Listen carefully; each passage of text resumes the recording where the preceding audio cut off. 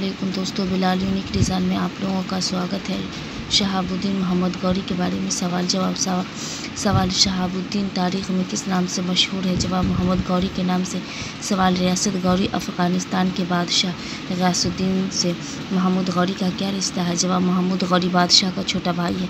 सवाल, हिंदुस्तान में इस्लामी हुकूमत का बानी किसे कहा जाता है? जवाब, शहाबुद्दीन मोहम्मद गौरी को। सवाल, मुल्तान पर हमला आवर कब हुआ? जवाब, 1175 ईस्वी को। सवाल, उस हमले के कितने अरसे में गुजरात की राजधानी अनहलवारा में हमला किया?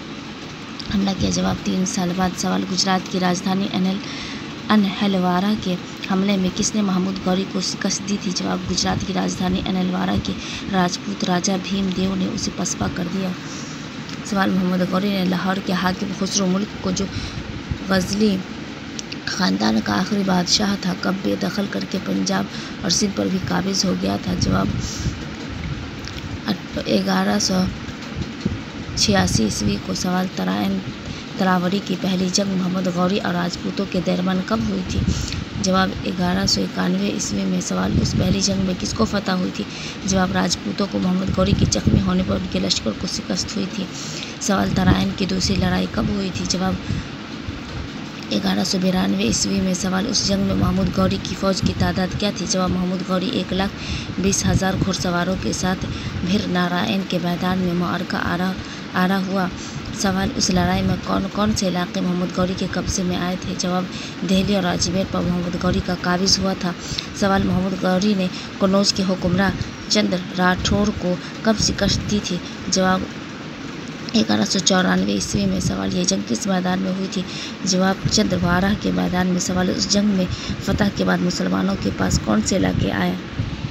जवाब, कन्नौज और बनारस।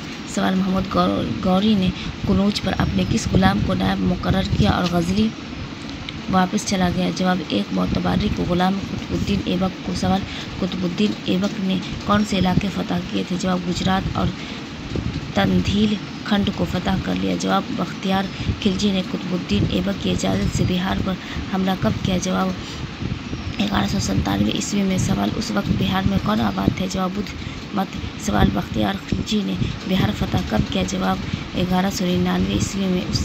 सवाल, उस वक्त यहाँ का हुक्मरान कौन था? जवाब, राजा लक्ष्मण सिंह ने।